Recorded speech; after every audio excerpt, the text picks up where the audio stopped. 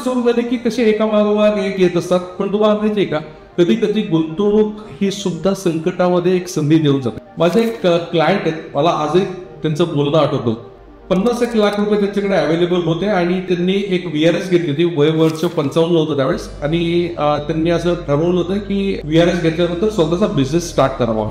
दुर्दैवाने कोविड आल्यानंतर इतके इश्यूज झाले आणि त्याच्यानंतर त्यांचं माझं बोलणं झालं आणि त्यांची माझ्या डिस्कशन मध्ये मग मी त्यांना सांगितलं की काही हरकत नाहीये, आपण यातनं काहीतरी मार्ग काढूया. पण पहिले तुम्हाला आता इमिडिएट आपण तुमच्या डे टू डे लिव्हिंगसाठी आपण काहीतरी प्लॅन करूया. म्हणून आपण काय केलं, त्यांच्याबरोबर डिस्कस केल्यानंतर त्यांच्या 50 लाखाच्या गुंतवणुकीवरती साधारण त्यांना दर महिन्याला 40,000 रुपये द्यायला सुरुवात केली. 40,000 रुपये त्यांना दर महिन्याला सुरुवात केल्यानंतर द्यायला आज ते इतके मस्तपैकी सेटल झालेले आहेत. आज त्याच पैशातनं त्यांचा स्वतःचा बिझनेस सुद्धा त्यांनी एस्टॅब्लिश केला आहे. सायमल्टेनियसली जी गुंतवणूक केली होती ना 50 लाख रुपये, याची रक्कम सुद्धा आज साधारण 75-80 लाखाच्या घरात गेलेली आहे. आणि नेहमी मला सांगतात बोलता की संकट येऊन जातात, पण कधी कधी संकट आपल्याला संधी देतात आणि संधी देऊन जातात. आपल्याला फक्त ती संधी ओळखता आली पाहिजे. मित्रांनो, गुंतवणूक अशाच पद्धतीने केली जाते. गुंतवणूक केल्यानंतर आपल्याला